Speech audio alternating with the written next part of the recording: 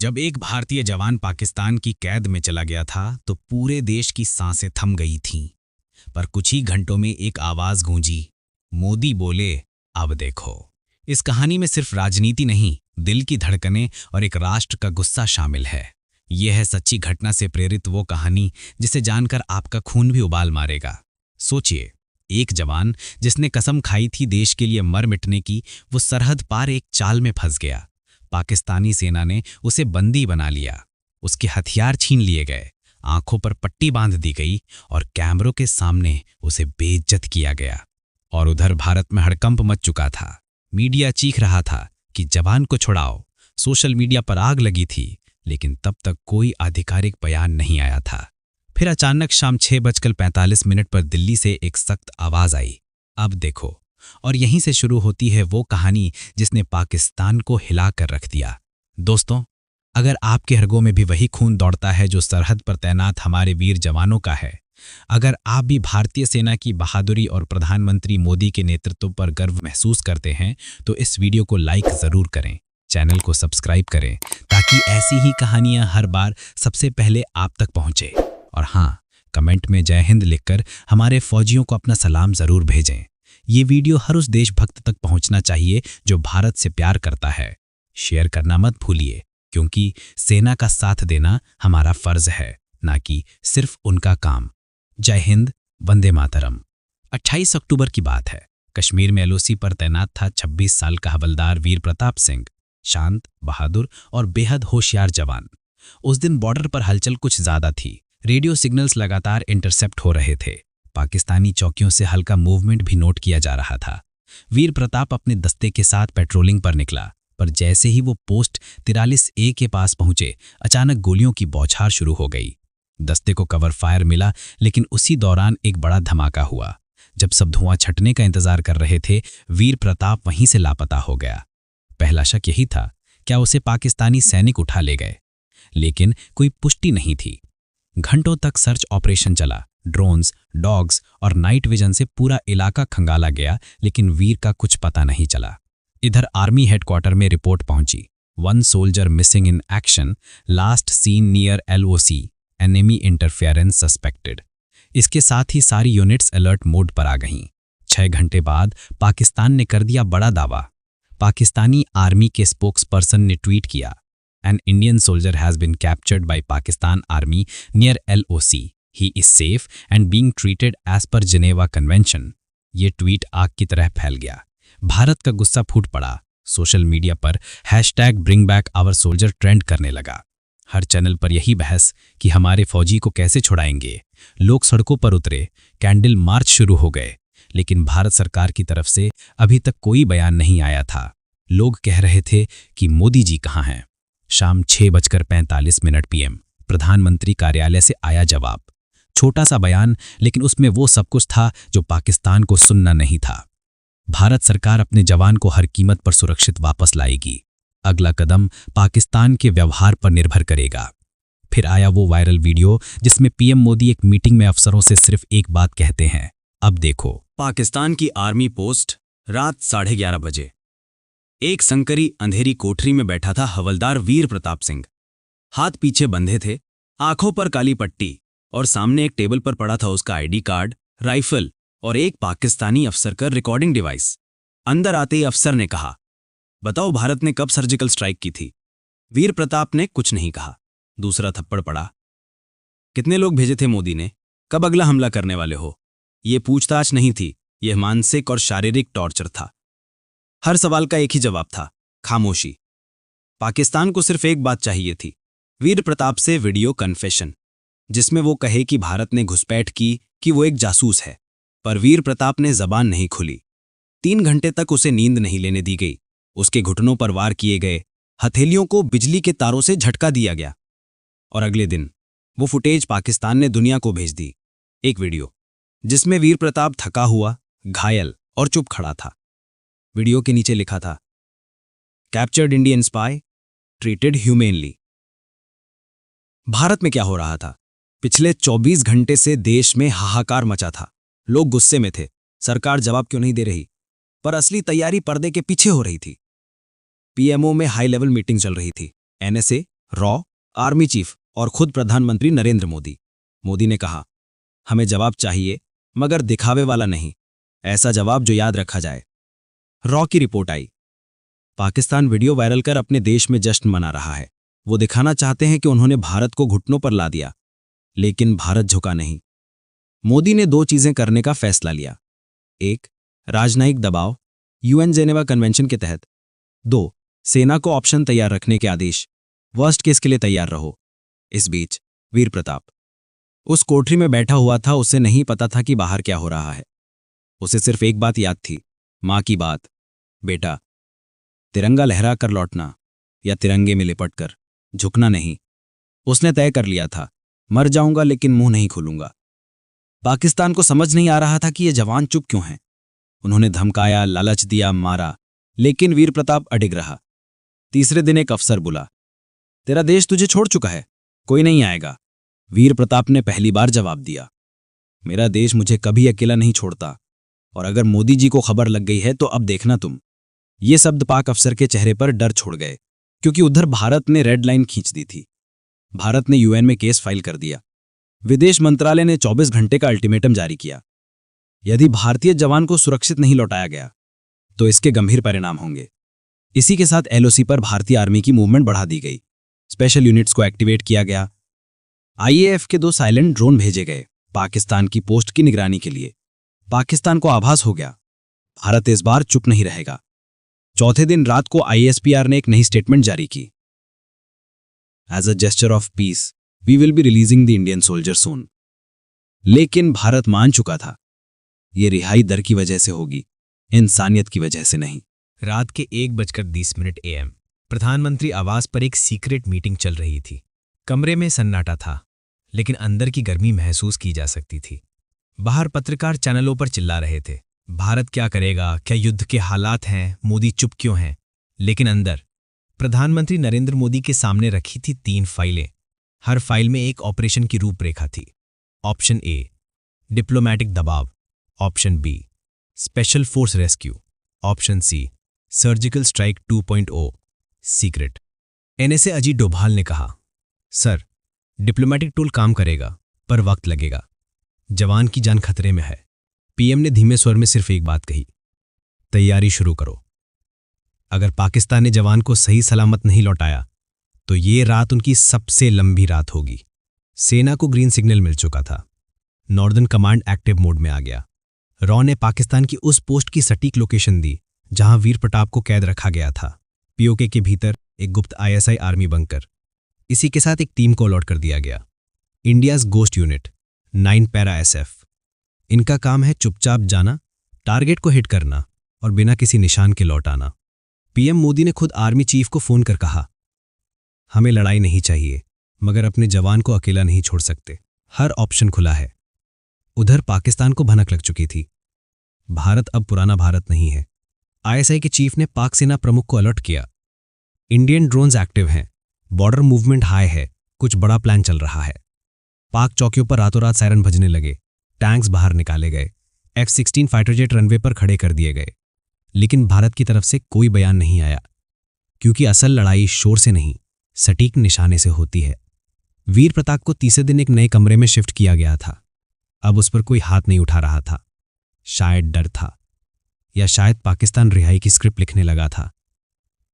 लेकिन वीर प्रताप को अब भरोसा हो चुका था, मेरे लोग आ रहे हैं। उसने खुद से कहा, अगर जिंदा वापस गया तो मां के पैर नहीं छोड़ूंगा और तिरंगे को सलाम करूंगा।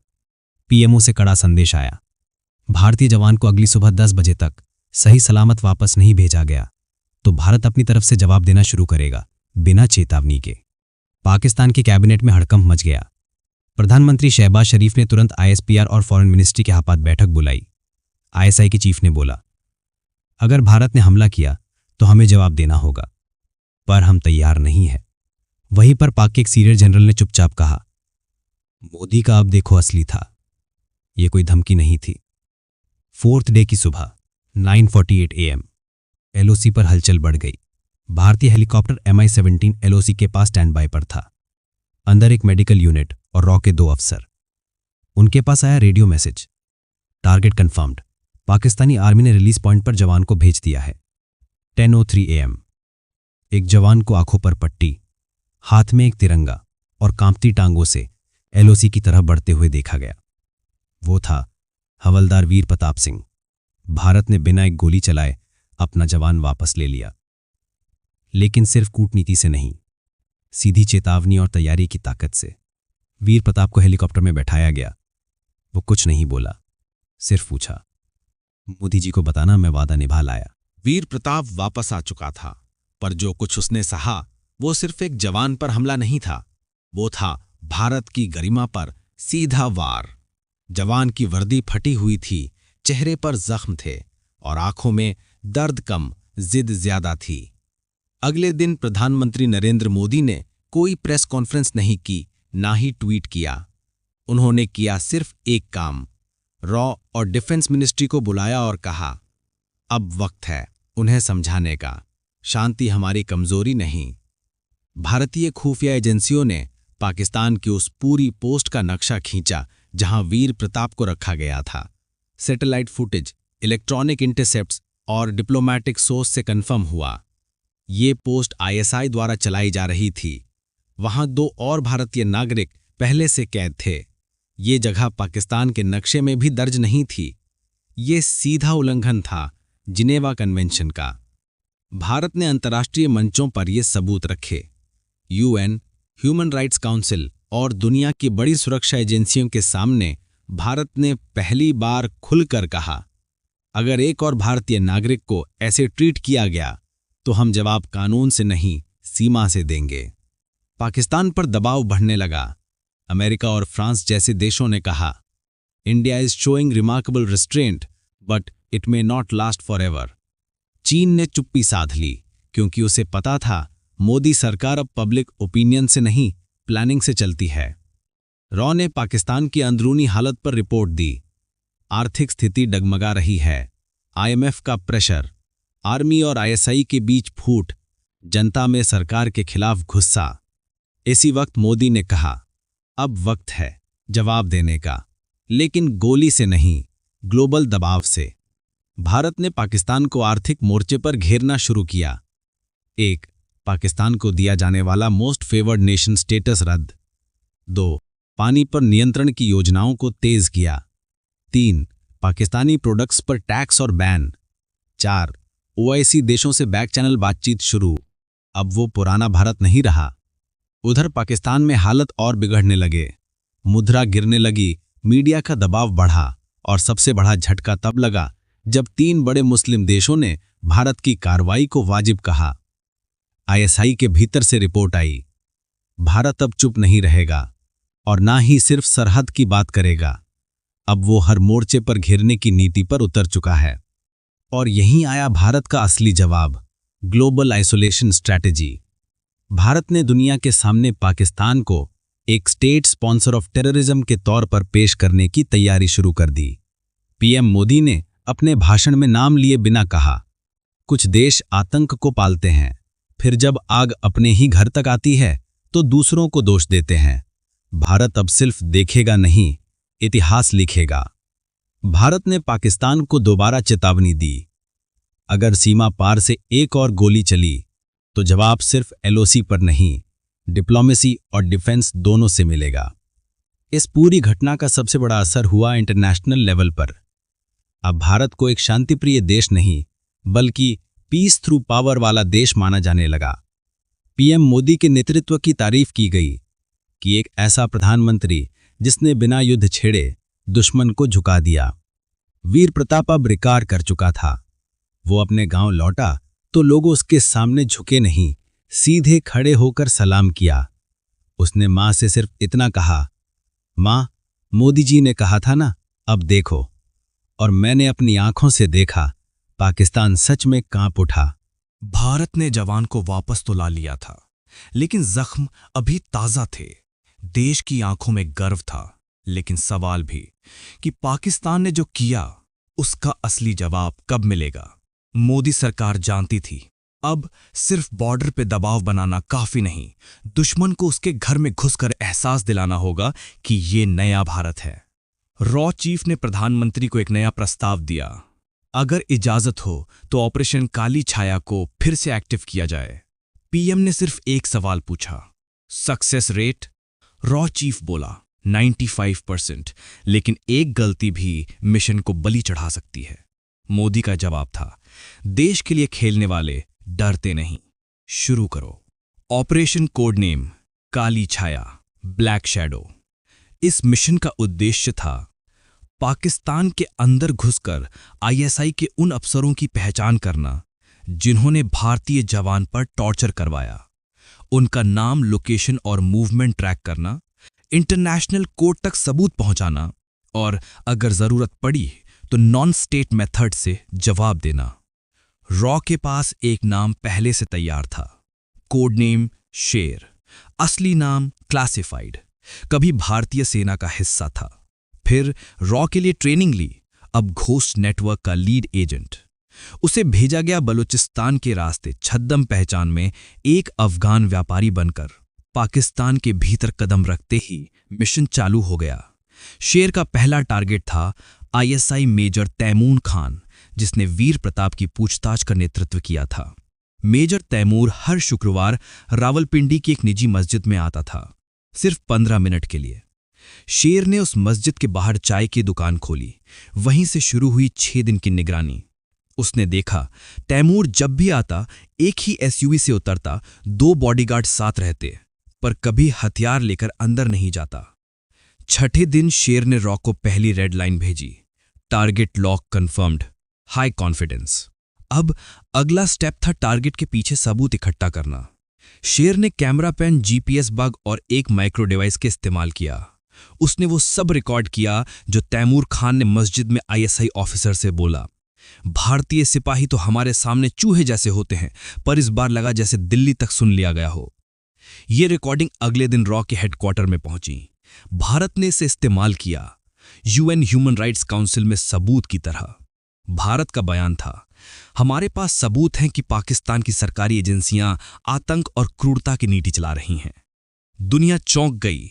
अब यह सिर्फ एक भारत पाक मामला नहीं था, ये एक अंतर्राष्ट्रीय शर्मिंदगी बन चुका था पाकिस्तान के लिए। लेकिन मिशन यहीं खत्म नहीं हुआ। पीएम मोदी ने एक और आदेश भेजा रॉ को, इस मिशन को सिर्फ सबूत तक सीमित मत रखना। पाकिस्तान को यह महसूस होना चाहिए कि वो अब कहीं भी सेफ नहीं है। शेर को दूसरा टास्क मिला, target number 2, ISI Lahore unit का चीफ ब्रिगेडियर फारूक। यही वो ऑफिसर था जिसने वीर प्रताप की वीडियो वायरल करने का आदेश दिया था। इस बार शेर को सिर्फ निगरानी नहीं करनी थी, बल्कि उसे करना था साइकोलॉजिकल इंपैक्ट।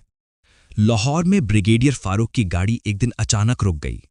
गाड़ी के बोनट पर एक चिट थी, हमने देखा था, हम फिर देखेंगे, भारत। आईएसआई अंदर से हिल गई, सुरक्षा बढ़ाई गई, अफसर शिफ्ट किए गए, लेकिन काली छाया पहले ही अपना असर दिखा चुकी थी। भारत ने पहली बार पाकिस्तान को उसकी जमीन पर, उसकी भाषा में, उसकी ही चाल से हराया। ऑपरेशन काली छाया का असर अब सामने आने लगा था। पाकिस्तान की आईएसआई अंदर से डर गई थी। रॉ एजेंट शेर ने जो सबूत इकट्ठा किए वो सिर्फ भारत के लिए नहीं, पूरी दुनिया के लिए चेतावनी बन चुके थे। अब बारी थी अंतिम वार की, एक ऐसा जवाब जो बंदूक से नहीं, पॉलिटिकल मंच से वैश्विक स्तर पर दिया जाना था। पीएम मोदी को न्यूयॉर्क यूएनजीएस सम्मेलन के लिए न्योता मिला, पर इस बार वो सिर्फ शांति की बात करने नहीं जा रहे थे। इस बार वो दुनिया को बताने जा रहे थे कि भारत अब सहने वाला नहीं रहा। यूएनजीए के शाम 7:30 बजे IST, पूरा हॉल खचाखच भरा था। भारत के प्रधानमंत्री नरेंद्र मोदी मंच पर आए। पाकिस्तानी डेलीगेशन पहली लाइन में बैठा था, चेहरे पर नकली मुस्कान, लेकिन अंदर घबराहट। मोदी ने अपने भाषण की शुरुआत शांति, विकास और मानवता की बातों से की। फिर अचानक उन्होंने अपनी भाषा बदल दी। भारत हमेशा से दुनिया को जोड़ने की कोशिश करता रहा है, लेकिन जब हमारे निर्दोष नागरिकों को उठा लिया जाता है, जब हमारे सैनिकों को टॉर्चर किया जाता है और जब आतंक को सरकारी संरक्षण मिलता है, तो भारत चुप नहीं बैठता। पूरा हॉल शांत हो गया। मोदी ने पोडियम पर एक फोल्डर खोला। उसमें वही सबूत थे जो रॉ ने काली छाया से भेजे थे। वीर प्रताप पर अत्याचार की वीडियो, आईएसआई अफसरों की बातचीत की रिकॉर्डिंग और वो चिट्ठी जो शेर ने फरूख की गाड़ी पर छोड़ी थी। ये है पाकिस्तान की असलियत। कैमरे के सामने शांति और पर्दे के पीछे आतंक। दुनिया सुन रही थी और पाकिस्तान का चेहरा उतर चुका था। मोदी ने कहा, भारत अब सिर्फ अपनी सीमाओं की रक्षा नहीं करेगा, भारत अब अपनी गरिमा की रक्षा करने के लिए हर स्तर पर, हर मंच पर, हर मोर्चे पर खड़ा रहेगा। अगले ही दिन भारत ने यूएन को एक प्रस्ताव सौंपा। पाकिस्तान को आतंक समर्थक राष्ट्र घोषित किया जाए और उसके सैन्य अधिकारियों पर अंतर्राष्ट्रीय जांच बैठाई जाए। इस प्रस्ताव का समर्थन मिला France, America, Germany, UAE, Australia, यहां तक कि कुछ अफ्रीकी देश भी भारत के साथ खड़े हो गए। पाकिस्तान को झटका लग चुका था। आर्थिक हालत पहले ही पतली थी, अब वैश्विक शर्मिंदगी का भी बोझ जुड़ गया। वहां की मीडिया ने भी खुद कह दिया कि भारत अब सिर्फ जवाब नहीं देता, वो सवाल बन गया है हमारे लिए। वीर प्रतापा पूरी तरह ठीक हो चुका था। जब उसे मोदी का यूएन वाला भाषण सुनाया गया तो वो खड़ा होकर बोला, अब समझ आया, अब देखो का मतलब क्या था। मोदी ने वापसी के बाद एक छोटा सा बयान दिया, भारत ने सिर्फ एक जवान को नहीं बचाया, भारत ने अपने आत्मसम्मान को बचाया है। और इस घटना के बाद भारत की विदेश नीति की परिभाषा बदल गई। दुनिया भारत को सिर्फ एक विकासशील देश नहीं, एक निर्णायक शक्ति मानने लगी। अब कोई भारत को उकसाने से पहले सोचता है। अंतिम दृश्य, भारत पाक बॉर्डर। सूरज ढल चुका है। वीर प्रताप अपनी यूनिट में फिर से तैनात है। हेलमेट सीधा करता है, तिरंगे की तरफ देखता है और मुस्कुरा कर कहता है, अब कोई भी हाथ तिरंगे की तरफ उठेगा तो जवाब अब देखो से पहले ही मिल जाएगा। ये सिर्फ एक जवान की कहानी नहीं थी, ये था भारत के नए इरादों का ऐलान। अब न भारत झुकेगा न रुकेगा। अब जो भी देखेगा वो कहेगा, अब देखो। अगर आपको ये कहानी ने झकझोर दिया हो, अगर आपके दिल में भी भारतीय सेना के लिए गर्व है, तो इस वीडियो को लाइक जरूर करें, अपने दोस्तों और परिवार के साथ शेयर करें ताकि हर कोई जाने भारत अब क्या बन चुका है। नीचे कमेंट करके बताइए हमारे जवानों के लिए आप क्या कहना चाहते हैं। और ऐसे ही सच्ची जोशीली कहानियों के लिए चैनल को सब्सक्राइब करना मत भूलिए, क्योंकि ये सिर्फ वीडियो नहीं, ये है नया भारत की आवाज।